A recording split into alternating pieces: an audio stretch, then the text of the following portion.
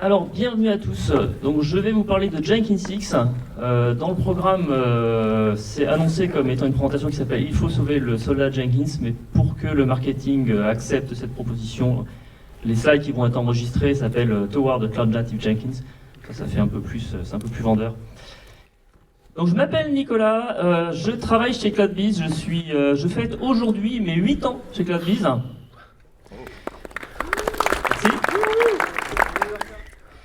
Et alors j'occupe un rôle de développeur advocate qui va se terminer ce soir.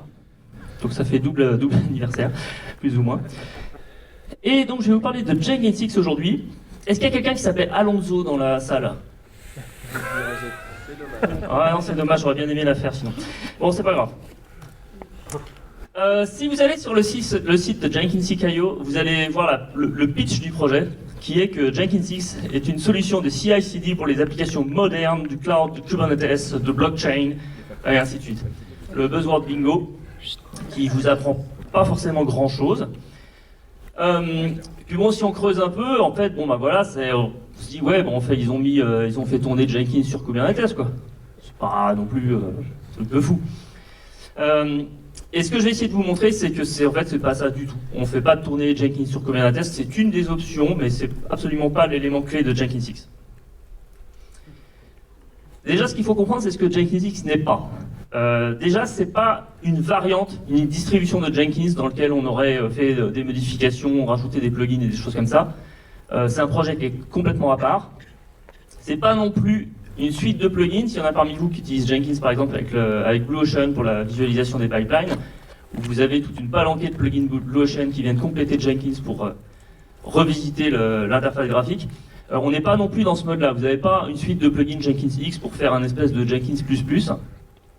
Et dernier point qui est un point important, c'est pas un remplaçant pour Jenkins. Là, on va se focaliser sur l'écosystème Kubernetes. Jenkins X, c'est une approche opinionated en fait. C'est-à-dire qu'on va vous proposer une façon de travailler avec une certaine flexibilité, mais si vous ne travaillez pas du tout comme ça, bah, ça va juste pas le faire. De la même manière que si vous faites des builds iOS, bah, aujourd'hui, faire ça sur du Kubernetes, c'est pas trop supporté. Si vous avez besoin d'une infra particulière pour faire vos builds par rapport à des machines spécifiques qui sont pas containerisables, bah, évidemment, Jenkins X ne pourra rien pour vous. Donc Jenkins est là encore pour un moment. Les deux projets vont évoluer en parallèle. Jenkins X fait partie des projets qui ont été donnés à la Continuous Delivery Foundation. C'est une fondation qui est dirigée par une fondation fille de la Linux Foundation, au même titre que la CNCF par exemple. En fait, on retrouve des acteurs un petit peu en commun. Et donc il y a 4 projets qui font partie de cette fondation, dont Jenkins X, Spinnaker et le projet Tekton, dont on va reparler un peu plus tard. Et donc cette fondation, elle a été lancée au mois de mars, et elle regroupe en fait les différents acteurs du monde de la CI/CD. Donc on a évidemment CloudBees dedans, mais on a des gens par exemple, en termes de CI, on va avoir des gens comme CircleCI ou GitLab, qui viennent justement pour qu'on n'ait pas qu'une vision unique de ce que peut être un outil de CI et s'assurer que c'est un écosystème qui bouge de manière homogène. Alors quand on parle de Modern Cloud Application, bah, ça me fait toujours rire parce que est-ce qu'il y en a parmi vous qui font des vieilles applications pourries? Voilà, bon, bah, vous pouvez l'admettre, mais en fait, dites-vous un truc, c'est que votre application pourrie, vous la mettez dans un conteneur Docker, vous la déployez sur Kubernetes, et tout d'un coup, vous allez pouvoir dire que vous faites du Modern Cloud Application. C'est pas loin d'être vrai. Bon, évidemment, souvent, il y a quand même 2-3 trucs à bricoler pour que ça marche, mais la rupture n'est pas forcément si évidente. Quand on parle d'applications modernes, cloud native et choses comme ça, effectivement, on repose des problématiques d'architecture qu'on a essayé de mettre en place dans les applis. Et donc, typiquement, aujourd'hui, quand on parle de cloud native, ça se traduit en disant, en gros, je run sur du Kubernetes ou sur un orchestrateur de manière plus générale. Mais enfin, bon, pour beaucoup de gens, ça se traduit par je run sur Kubernetes. J'ai une architecture microservice, avec toutes les difficultés d'orchestration qui peuvent venir avec, et je gère tout ça en continuous delivery. C'est devenu quelque chose qui est absolument indispensable quand on fait du microservice, parce qu'au lieu d'avoir une application à livrer, on a des dizaines, des centaines de microservices à livrer. Donc c'est évidemment indispensable, mais c'est surtout très profitable parce que c'est ce qui va donner de la fluidité dans les déploiements. Alors, sur l'illustration, là, ça se passe bien, hop, on fait son chef d'orchestre et tout marche bien. Dans la vraie vie, l'approche cloud native, c'est pas si trivial que ça. En fait, il y a pas mal de challenges à adresser. Et parfois, ça finit assez mal. On trouve effectivement des blogs qui sont super intéressants sur les gens qui sont pris les pieds dans le tapis dans Kubernetes ou qui ont voulu aller loin dans l'approche microservice et qui se rendent compte que c'est pas magique. Hein, il y a des nouvelles choses à adresser, des nouveaux problèmes qui apparaissent. Et donc, évidemment, il va falloir un petit peu des pratiques particulières et des outils adaptés. Et comme dit le fameux proverbe, sans contrôle, la puissance n'est rien. Donc, pour ça, entre autres, on va avoir notre boîte à outils. Alors, je ne sais pas si les différents logos que vous voyez ici vous parlent. Alors, il y a même des projets comme Customize qui n'a pas de logo. Moi, je ne comprends pas qu'on puisse faire aujourd'hui un projet informatique sans un logo. C'est toujours la première chose que je fais, moi, quand je fais un truc en open source, je mets un logo. Puis après, éventuellement du code et éventuellement qui compile. Mais donc typiquement on a des problématiques de type où est-ce que je vais stocker mes artefacts, que ce soit des librairies via un Nexus, ou bien des images Docker, ou bien des Helm charts qui vont me permettre de définir mes déploiements Kubernetes. Comment est-ce que je vais orchestrer mon build lui-même à l'intérieur de mon cluster, donc Knative ou Tekton ou des choses comme ça. Comment je vais gérer la problématique qui a l'air bête, hein, comme ça, c'est de dire je veux faire une image Docker, mais je tourne dans un conteneur Docker. Donc je veux faire un Docker build à l'intérieur d'un Docker. Donc, alors le premier qui me dit tu fais un bindment de Docker socket, il sort de la salle. Hein, c'est très très dangereux de faire ça. Et donc il y a des gens qui sont attaqués à ce problème-là, et entre autres il y a le projet Canico, c'est le logo jaune que vous voyez au milieu là, qui propose une solution pour ça. Donc il y a un petit jeu qui est assez sympa lorsqu'on veut lancer un projet, c'est de se dire ouais j'ai été voir une conférence au DevFest, il y a plein d'outils super cool et on va tout installer. Et en général ça prend un certain temps parce que bon voilà c'est pas ça le boulot intéressant en fait, installer des trucs. Enfin, je sais pas ce qui vous éclate mais en général quand le prérequis à un projet il fait déjà 2 pages rien que pour avoir tout d'installer et de bien câbler, je vais pas jusqu'au bout perso. Donc, Jenkins 6, l'un des avantages, qui finalement est un avantage mineur comme on va le voir, mais c'est quand même toujours ça de prix, c'est qu'il va préassembler tous ses composants pour vous. Et ça, il le fait avec une commande magique, le JX Create Cluster, donc typiquement GKE si vous voulez le faire sur Google Cloud, mais vous pouvez mettre AKS pour le faire sur Amazon, ou toute la série des machins KS, IKS pour IBM, OKS pour Oracle, PKS pour Pivotal, et j'en passe. Et puis bon, si vous avez déjà un cluster Kubernetes, vous faites un JX install tout simplement. Mais en fait, ils ont créé via la command line Jenkins 6, ils ont scripté en fait toute l'installation de votre cluster, de tous les outils et de tout ce qui va permettre d'utiliser Jenkins 6 rapidement. Et donc concrètement, la commande Jenkins 6, ça va vous dérouler un wizard comme ça que je n'ai pas mis en entier parce qu'on voit passer toutes les commandes, donc c'est pas super passionnant. Bon, accessoirement, ça prend 20 minutes, donc je vous le refais pas en live. Dans lequel, vous voyez, il pose des questions. Donc là, en gros, j'ai tout mis par défaut. Hein. Là, je suis sur Google Cloud, donc il me pose des questions qui sont propres à Google Cloud en termes d'infra, donc la zone, le type de machine, des choses comme ça. Mais aussi en termes des outils que je vais intégrer. Donc là, typiquement, il me demande est-ce que vous voulez utiliser le Google Container Registry. C'est-à-dire qu'il aurait pu installer une registry dans Kubernetes si j'en avais pas. Mais étant donné qu'il sait que je suis sur Google, il me donne la possibilité d'utiliser tout simplement le service qui est proposé par la plateforme. Pareil pour tout ce qui est cloud storage et des choses comme ça. De la même manière, il détecte que j'ai pas de ingress contrôleur de qui m'en installe un, ainsi de suite. Donc il fait tout le setup et après, le setup des outils, et puis après il crée la glue avec tout ça.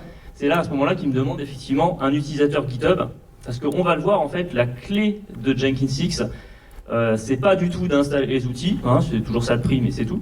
C'est vraiment l'interaction, le processus de développement et de continuous delivery que vous allez mettre en place. Donc là, j'ai choisi une option, vous voyez à la fin, de démarrer en mode serverless.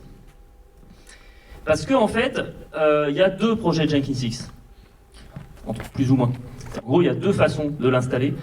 La première, c'est comme ça que le projet a démarré, c'est d'ailleurs pour ça qu'il s'appelle Jenkins X et non pas un nom quelconque.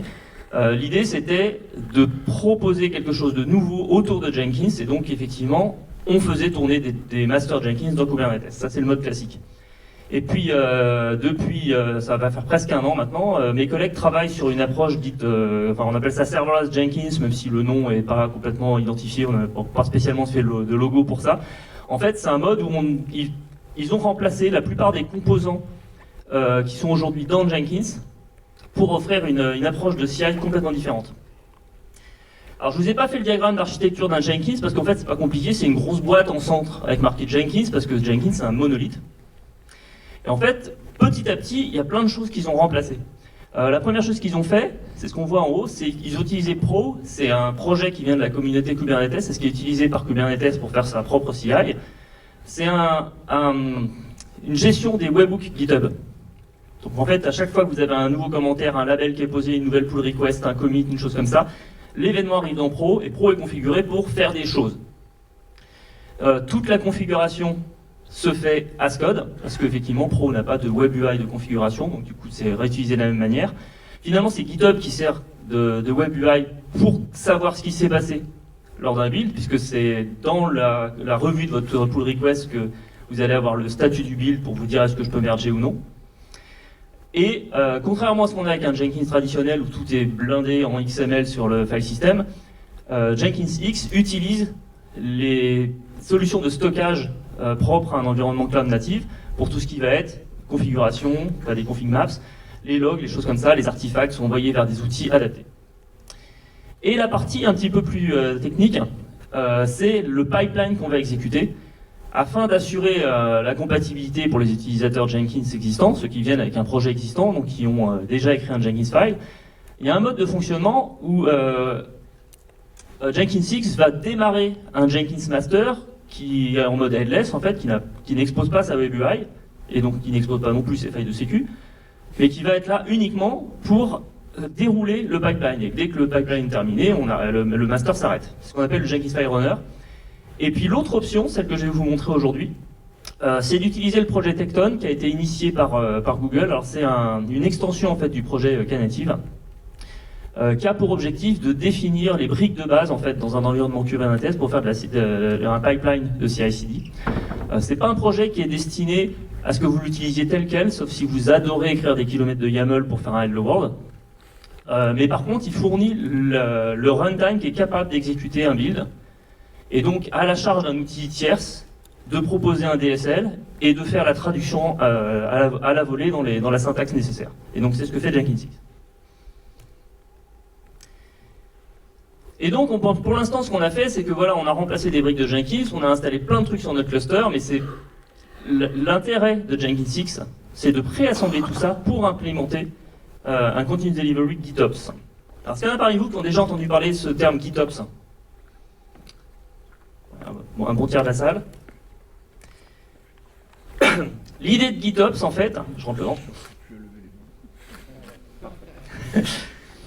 L'idée de GitOps, c'est de considérer que Git, c'est la seule source de vérité pour gérer votre infrastructure. Personne ne va se connecter en SSH sur une machine pour modifier des trucs ou pour dérouler je ne sais quel script que vous aurez lancé à la main. Normalement, dans l'approche GitOps, en fait, vous êtes capable de reconstruire intégralement votre infrastructure à partir de la définition telle qu'elle est dans l'environnement Git. Vous pouvez la réappliquer à partir de ce qu'il y a dans votre repository Git et vous aurez le même résultat derrière. Alors quand on dit ça comme ça, en général, il y a des gens qui me disent « Ah ouais, moi je fais ça depuis longtemps parce que en fait, mes recettes en Ansible, elles sont stockées dans Git. » Donc voilà, je fais du GitOps, après tout. C'était à peu près la définition, hein, tout ce qui permet de construire mon infra est dans Git, voilà, on n'en parle plus. Et en fait, c'est une vision qui est faussée. Le terme GitOps c'est assez mal choisi, bon ça claque bien, mais ça insiste sur le côté Git alors que c'est pas ça qui est important.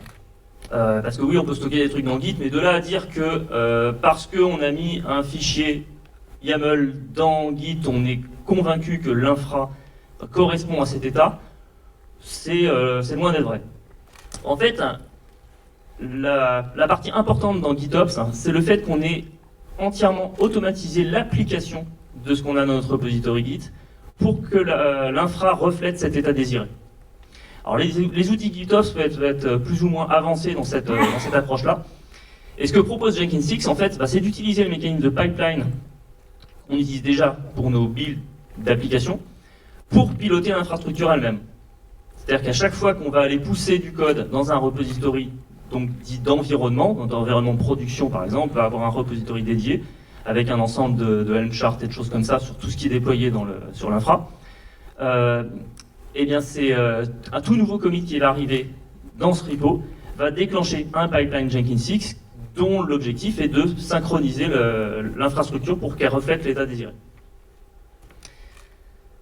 Alors là où ça change pas mal de choses, pour les gens qui sont plutôt sysadmin Ops, c'est qu'effectivement, du coup, tout votre travail va consister à faire des revues de code dans GitHub. Alors le métier de sysadmin, c'est un métier qui est passionnant parce que moi j'en connais qui ont commencé en tirant des câbles sous des dalles de plancher et en montant des racks à coups de boulons de 13.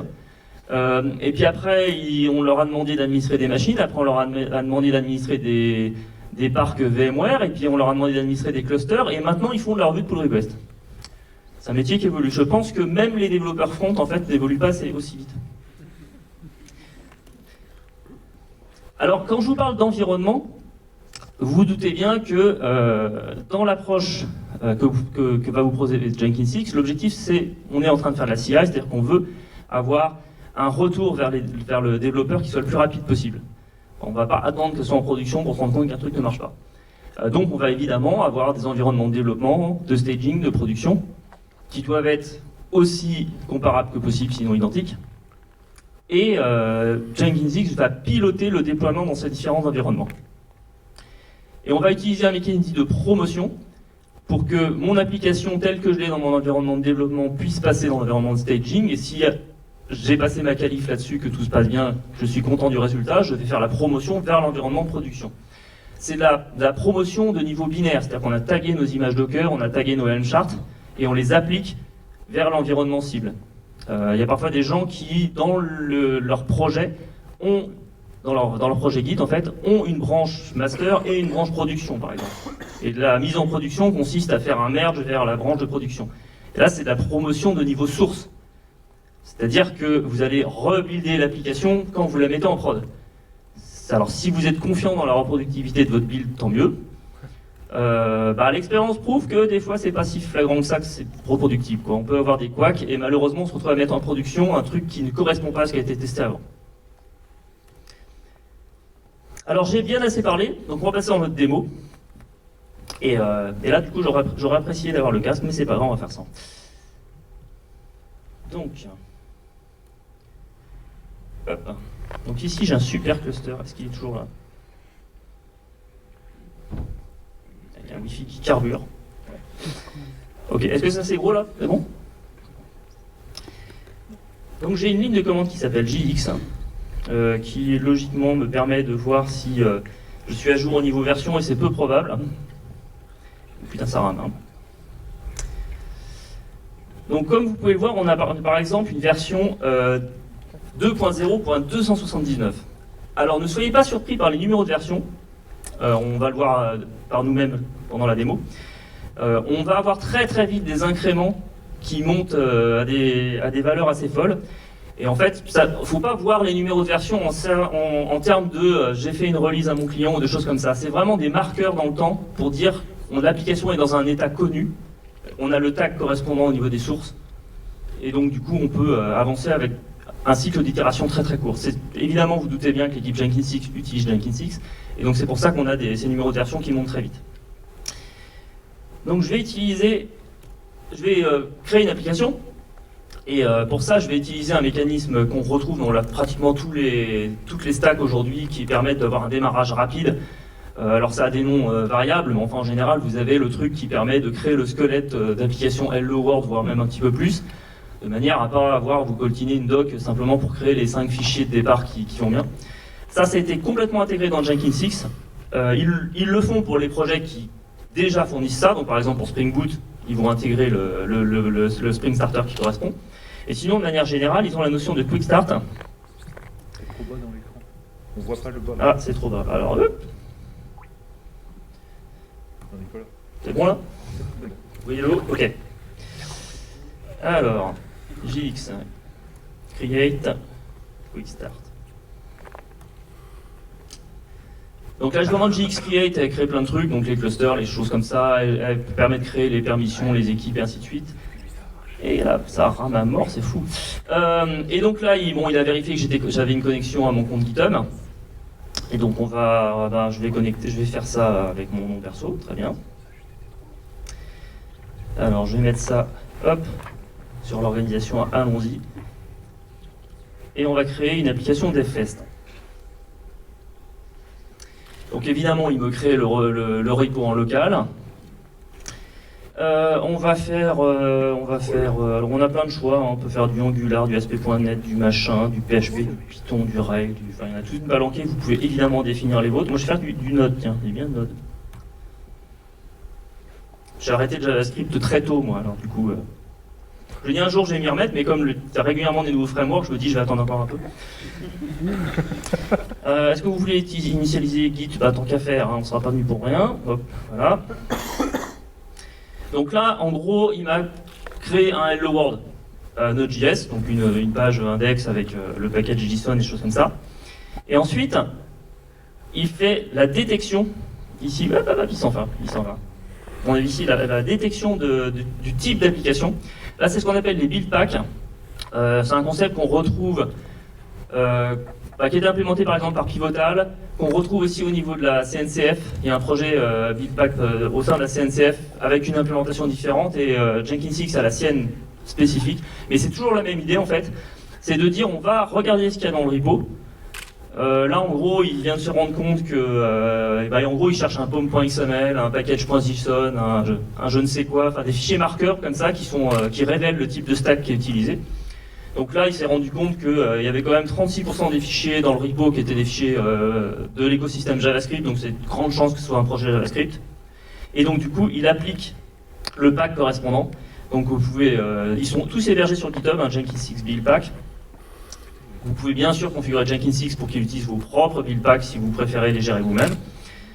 Et donc du coup, il m'a créé le repo correspondant. Donc,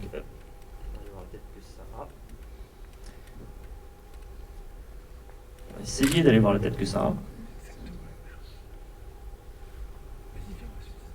Wouh! Rendez-moi mon Wi-Fi. Bon, bah, pendant qu'il fait ça, on va aller regarder les logs. Parce que donc il a évidemment poussé sur master, le code initial, donc j'ai un build qui a démarré qui correspond. Donc je fais un get.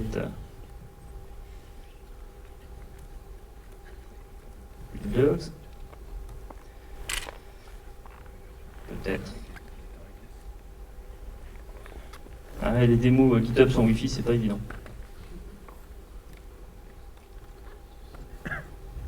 Bon, pendant ce temps, il est arrivé. Alors, ce que je voulais montrer ici, c'est le fait qu'on a deux commits qui ont été créés. Donc, l'import initial. On a l'import initial et ensuite on a ce qui a été rajouté par-dessus. Et on y arrive. Peut-être pas pressé de toute façon. Donc vous voyez qu'effectivement, on a 2-3 scripts SH ici, un watch, un machin pour faire du live reload, des choses comme ça. Et puis on a un serveur.js qui doit faire un hello, une page index.html, enfin c'est vraiment le squelette de base que vous... À la rigueur, si j'avais eu un code Node existant, j'aurais pu faire un JX import. J'aurais fait la même chose, sauf qu'au lieu d'avoir juste un squelette quasiment vide, j'aurais eu un vrai projet. Et l'application du build pack, ça aurait pu s'appeler, le commit aurait pu s'appeler applying build pack, et ça s'appelle draft create, parce que initialement ce qu'on utilise c'est un projet qui s'appelle draft qui est fait par l'équipe Azure, consiste à rajouter tout un tas de trucs propres au fait qu'on veut déployer une application Node.js sur Kubernetes. Donc du coup ça nous a créé un Docker ignore, un Helm ignore, un Dockerfile, tout un tas de trucs, les charts correspondantes pour utiliser Helm pour le déploiement, et patati patata, je vais même avoir des templates de déploiement, ça c'est la magie de Helm, d'avoir tout est paramétrable. J'ai rien demandé, mais tout est paramétrable.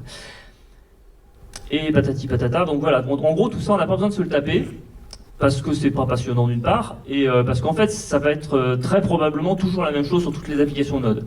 Alors si vous avez des trucs qui vous sont spécifiques, une façon de faire que vous préférez. Vous pouvez bien évidemment aller éditer ce qui a été généré, voire maintenir vos propres build packs avec vos templates à vous, parce que vous préférez faire comme ça. Genre, par exemple, si vous n'aimez pas Helm et que vous utilisez Customize à la place systématiquement, rien ne vous empêche de venir le faire de cette façon-là. Donc, entre-temps, il m'a peut-être récupéré, voilà. Donc là, en fait, il regarde quelle est l'activité de Jenkins X sur mon cluster. Donc là, on voit qu'on a un environnement, en fait. On a deux repos qui sont créés. Je peux vous montrer tout de suite, d'ailleurs. Alors, hop, je retourne là-haut. On a deux repos Git qui sont créés pour gérer les environnements de staging et de production. IDV, c'est le nom qui a été généré pour mon cluster Kubernetes. Il génère un nom aléatoire si je lui propose rien. Et donc là-dedans, en fait, on a la description de tout ce qui va être déployé. Donc d'une part, le script, la déclaration du pipeline à appliquer lorsque quelque chose est modifié sur ce repo. Donc il va consister tout simplement à appliquer tous les charts. Et puis là-dedans, on va voir que je lui demande, voilà, de déployer un contrôleur, un machin, un truc, et l'application d'FS, là, sur staging. Donc ça veut dire que j'ai déjà les deux premiers commits qui ont été poussés. Donc il a buildé l'application. Et donc il l'a déployé en version 0.0.1, dont je vous disais que les numéros de version allaient s'incrémenter assez rapidement. C'est à chaque fois que j'ai quelque chose qui atterrit dans master, on crée une version avec un tag, et on déploie l'image correspondante. Donc là, évidemment, j'ai la commande qui va bien pour aller récupérer les logs. Donc là, comme je vous le disais, j'ai utilisé le déploiement Jenkins X en mode serverless, c'est-à-dire que j'ai pas de web UI d'un Jenkins classique, parce que j'ai pas de Jenkins Master qui tourne à temps plein pour mon projet. Donc toutes les données et les métadonnées en fait, qui sont liées à un build, donc typiquement les logs et choses comme ça, sont stockées à différents endroits, selon l'infra que j'ai pris, donc là ça va être sur un Google Cloud Storage, sont référencés via des objets Kubernetes, via des CRD pour ceux qui connaissent, et donc du coup sont accessibles via la ligne de commande que je viens de le faire pour pouvoir récupérer les infos, et voir que effectivement, en gros il a fait un build, un push, ainsi de suite, et qu'il a construit l'image Docker, enfin des choses qui sont pas vraiment très surprenantes pour mon appli.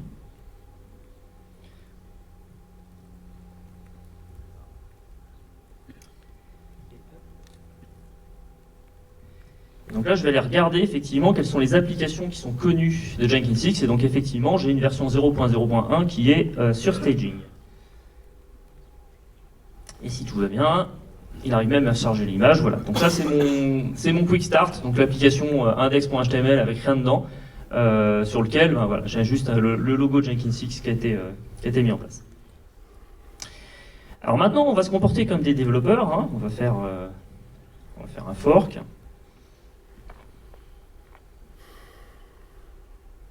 Peut-être. Allez, voilà. Donc j'ai fait un fork et puis je vais aller éditer ça. Tiens, le index.html, normalement ça devrait être de mon niveau ça. Hop. Je vais faire un hello devfest. Voilà, je pense que je peux pas faire beaucoup mieux en fait. Donc commit to master, ouais, pourquoi pas. Hop. Voilà, donc là c'est super modification. Donc là c'est bon, c'est commité. Et donc là je vais pouvoir faire une pull request.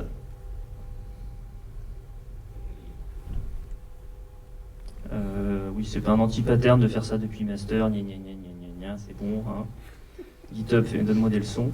Donc une pull request, donc là typiquement c'est là que je vais référencer l'issue sur laquelle je suis en train de travailler, et ainsi de suite.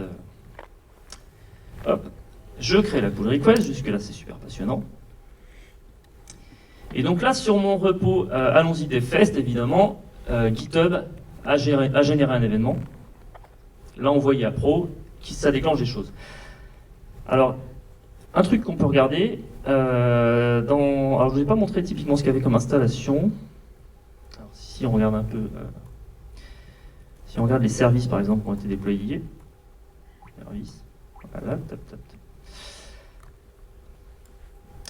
Donc là-dedans en fait, Ce qu'on voit, bon, vous avez les Jenkins X-machin, en gros ça c'est ce qui fait partie de l'installation de Jenkins X en standard.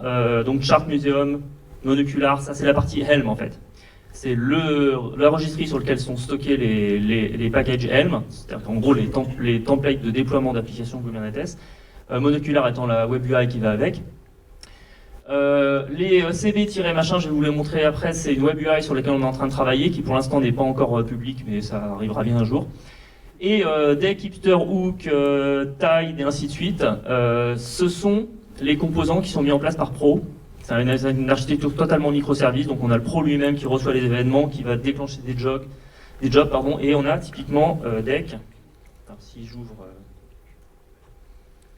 j'ouvre Deck, normalement il va me fournir l'URL qui va bien, poum. Et donc là, ça me fournit en fait tous les événements qui ont été envoyés à Pro, donc à Jenkins X.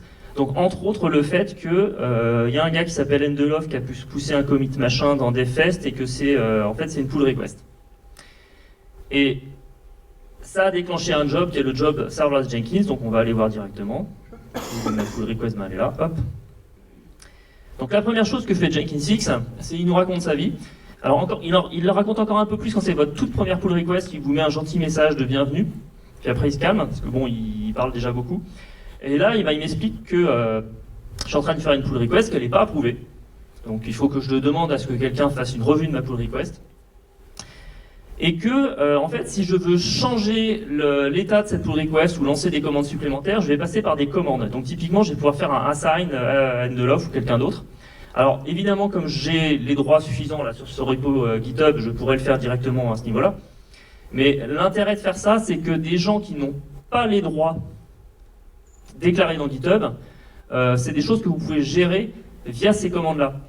Et la grosse différence, c'est qu'en fait, qui a le droit de faire une revue, qui a le droit de faire un merge, ce sont des choses qui sont gérées dans le repo lui-même. On a un fichier qui s'appelle owners, dans lequel on a la liste des gens qui sont propriétaires du repo et qui ont donc le droit de faire le merge.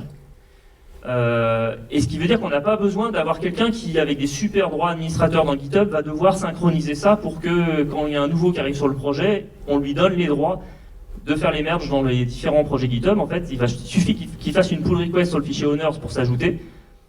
Et une fois que le fichier owners a été modifié, il est lui aussi administrateur du repo. Donc on peut passer des commandes, donc typiquement approve quand on considère que tout va bien, et puis alors il y en a toute une palanquée. Alors c'est des commandes standards de Pro, hein, vous voyez l'URL c'est pro.k8test.io, dans lequel si la page arrive à charger, on voit qu'on peut relancer les tests, tester un truc, vérifier si on a signé la contributor license agreement, bon ça évidemment c'est parce que c'est un projet open source. Et puis il y en a plein. Donc les commandes, ça se montre. Par exemple, on peut faire un truc genre la commande absolument indispensable qui est de faire dire miaou à Jenkins X, parce que en général tout le monde aime bien les chats. Donc voilà, c'est indispensable. Là où c'est intéressant, c'est qu'évidemment vous pouvez créer vos propres commandes. En gros, il y a des points d'entrée correspondants. Alors, on les fait plutôt en Go en général, parce que Pro étant en Go, on a directement le squelette qui va bien pour faire ça. Mais ça va vous permettre de créer des commandes du genre, si vous avez des intégrations spécifiques que vous voulez faire, genre notifier quelqu'un sur Slack ou choses comme ça, à moins que ça soit déjà fait par l'équipe Jenkins X, mais vous pourrez très facilement étendre en fait ce genre de fonctionnalités. Et la deuxième chose qui est sympa, c'est que pendant le build de la pull request, hein, le build s'est bien passé, jusque-là tout va bien, et en fait Jenkins X nous propose d'aller voir la tronche du résultat. Parce que bon là, j'ai modifié un fichier index.html, ça restait relativement facile de faire une revue comme ça de code. Si j'avais fait des modifications de CSS, et puis il faut voir comment je suis trop bon en CSS, c'est pas super simple en fait, pour se rendre compte est-ce que ça marche bien, est-ce que le code a l'air correct, mais est-ce que le résultat attendu, il est correct. Pareil si vous faites, pour tout ce qui est front, c'est flagrant que vous avez besoin de le tester dans un navigateur, mais d'ailleurs pas que pour ce qui est front, si j'avais fait une modification d'une requête SQL, comment m'assurer qu'elle marche toujours? Parce que moi, je l'ai soi-disant optimisée, mais finalement, est-ce qu'elle marche toujours? Donc j'ai besoin d'un environnement de test avant de merger la pull request. En fait, Jenkins X vous le propose. Donc je l'ai ici, je vois que j'ai bien mon hello devfest. Vous voyez l'URL, j'ai un JX allons-y devfest-pr-1. Donc effectivement, il m'a créé un namespace dédié pour ma pull request. Et là où c'est intéressant, j'ai plus le repo sous la main, là, hop.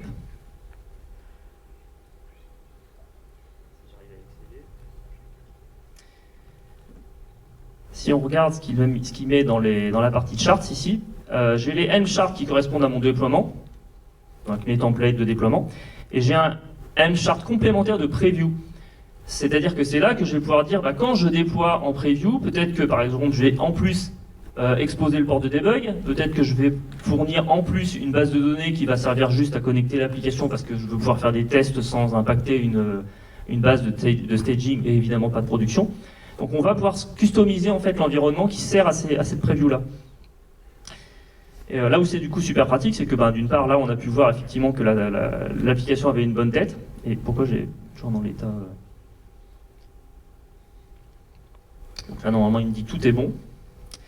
Donc on me dit, je vois ici que le build serverless Jenkins est OK, heureusement puisqu'il a réussi à la déployer. Par contre là j'ai ce composant là, Tide, donc qui fait partie de Pro, qui en fait bloque le merge. Bon là je pourrais cliquer parce que j'ai le droit, parce que je suis configuré administrateur sur ce repo, mais comme je vous le disais, logiquement les droits GitHub ne devraient pas être gérés dans GitHub, en fait c'est géré directement dans votre repo. Il y a le fichier owners. Donc là je vais lui dire je suis OK, approuve la pull request, tout a l'air correct. Et si tout se passe bien, ce qui n'est pas exclu, normalement on devrait voir passer l'événement correspondant, promotion, non c'est pas celui-là, attends s'il est là, hop. Donc il a rajouté le label approved, puisque je lui ai mis le /approved. Le fait d'avoir ce nouveau label qui apparaît, ça génère un nouvel événement qui va déclencher le pipeline de merge, qui devrait pas tarder à avoir lieu, qui des fois a lieu. C'est déjà arrivé que ça marche, on va dire.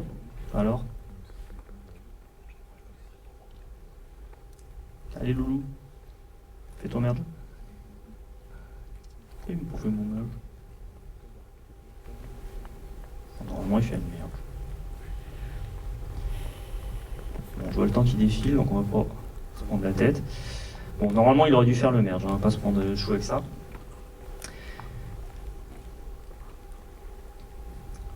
Qu'est-ce que ça?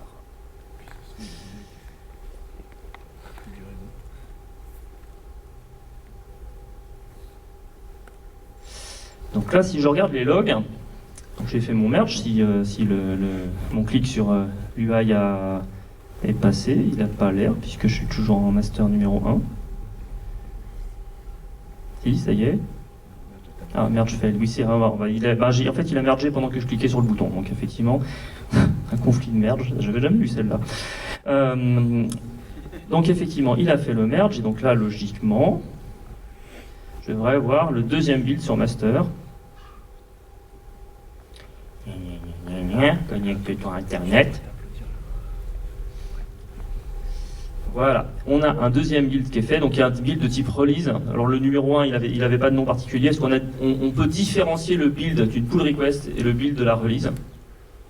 Release au sens, je fais un nouveau truc qui va du coup partir en staging.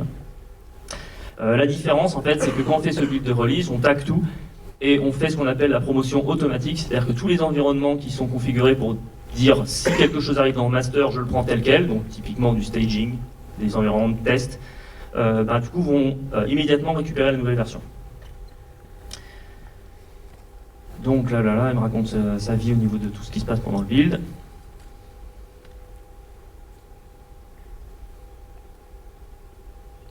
Et ainsi de suite.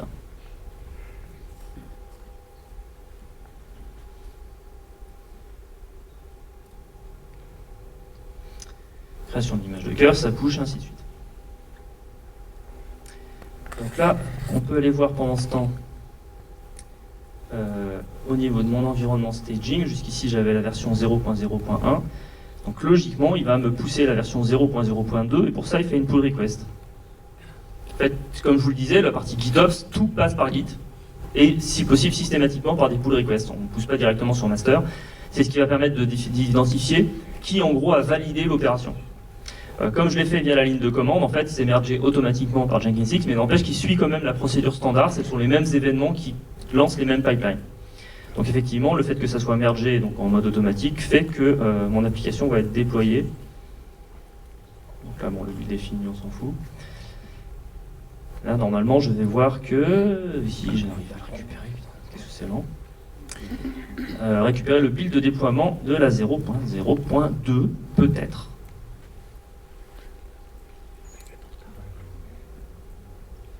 Pitié, quoi.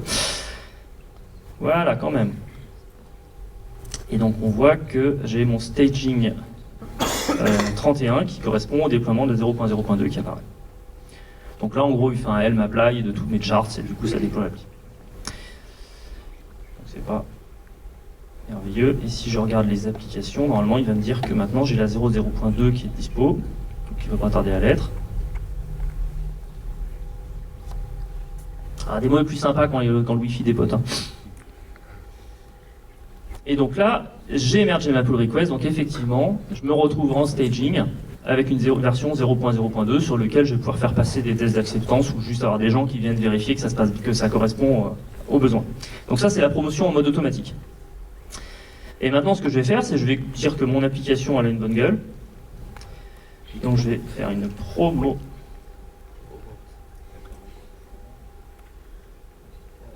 Alors promote, que je dise pas de bêtises, donc je promouvoir. Non. Je me mets dans le repo correspondant, donc ça il identifie l'application qui est cible parce que c'est le nom du repo dans lequel je travaille. Je vais lui demander de faire une promotion de la version 0.0.2. Peut-être. Dans l'environnement de prod. Donc en fait les promotions, si on regarde la pull request qu'on avait ici,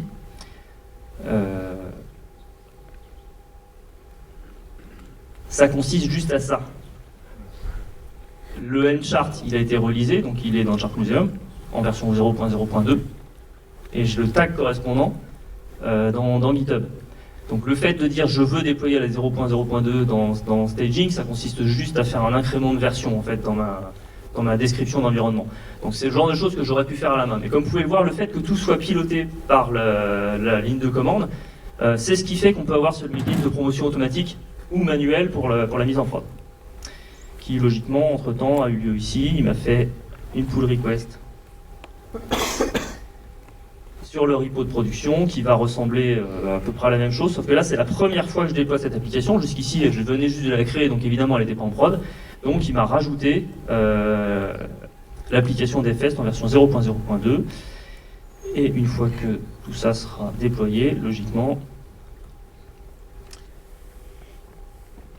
il n'est pas encore là, logiquement je devrais la voir apparaître en prod. Si je regarde.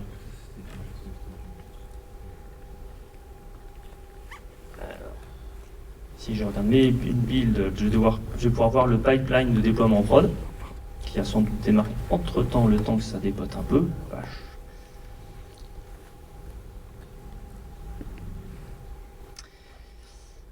Et on voit le master ici. Donc là, c'est effectivement le pipeline de production qui est en gros le même que celui de staging, mais qui du coup, lui par contre n'est pas en which build do you want to go? Voilà. Donc là, c'est ce qu'on a vu à chaque fois. Donc vous voyez, en fait, c'est un log dans un format JSON, ce qui fait qu'effectivement, on va pouvoir greffer après des web UI par-dessus. Là, le mode command line, c'est vraiment ce que vous avez par défaut en mode minimal. Et donc, normalement, mon application, elle est déployée enfin en production en version 0.0.2. Et voilà, hello DevFest. Merci. Alors si vous n'aimez pas trop la ligne de commande, eh ben, vous ouvrez l'UI qui est faite par CloudBees. Par défaut, en fait, il utilise le même login mot de passe administrateur sur tous les composants qu'il installe. Et puis après, vous avez ce qu'on appelle, alors on appelait ça des add-ons. Donc il y a encore les commandes qui s'appellent add-ons, mais on appelle ça aussi des apps, histoire que tout le monde soit bien perdu. Qui permettent d'étendre en fait Jenkins 6, donc typiquement de venir greffer cette UI où on voit que là voilà, j'ai une application DevFest et que j'ai eu un build il y a 7 minutes et ainsi de suite et que ça a été mis dans l'environnement production et voilà, ce genre de choses là effectivement on va pouvoir aller récupérer les logs associés. C'est où le log là, hop. Donc là on retrouve le log que vous aviez tout à l'heure. Donc vous imaginez qu'on va pouvoir par exemple venir récupérer les composants Blue Ocean de visualisation de pipeline pour fournir une vue graphique et tout un tas d'autres choses en fait qui pourraient venir par rapport à ça. Sachant que le projet Tekton qui est utilisé pour exécuter tout ça a lui-même un projet dashboard qui a le même objectif. Donc ça serait peut-être pas idiot que ça merge à un moment. Mais voilà, on a ce genre de composants qui viennent. Et en fait, cette logique de add-on, ça va vous permettre de faire des choses complémentaires. Typiquement, si vous voulez pas juste faire de la mise en production qui est comme ça, je mets une nouvelle version et puis boum, tout le monde bascule, même si c'est du rolling upgrade dans Kubernetes, c'est quand même un peu binaire. On a des approches type progressive delivery, où on va déployer 1%, 2%, 5%, 10% des utilisateurs sur la nouvelle version en mesurant des métriques. Et si les métriques sont bonnes, et ben on va aller comme ça jusqu'à 100%. Donc ça s'étale vraiment dans le temps. Ben ça se fait via des outils comme Flagger, et donc il y a l'add-on pour Jenkins X qui permet de configurer Flagger et de créer les pipelines correspondants. Alors c'est pas lui. Hop. Voilà, j'ai plus vraiment de temps. Donc si vous voulez en savoir plus, vous allez sur le site jenkinsx.io qui a une documentation qui est quand même assez complète. Et sinon, sur le Slack de Kubernetes, vous avez un channel Jenkins X User sur lequel mes collègues sont très présents. Alors, ils sont pour beaucoup basés à Londres, donc nous, ça nous arrange bien. Et franchement, ils répondent au tac au tac. Donc, si vous avez la moindre question, le moindre truc qui est bloqué, vous ne comprenez pas pourquoi, vraiment, ils sont très très réactifs sur ça. Et je ne sais pas ce que ça fout là, c'est pas grave. Et en tout cas, je vais vous remercier. Et cette présentation conclura ma brève carrière au sein du marketing. Donc merci à tous de m'avoir écouté. De toute façon, je serai dans le coin si vous avez des questions sur Jenkins X, parce que là, on est à court de temps. Merci à tous.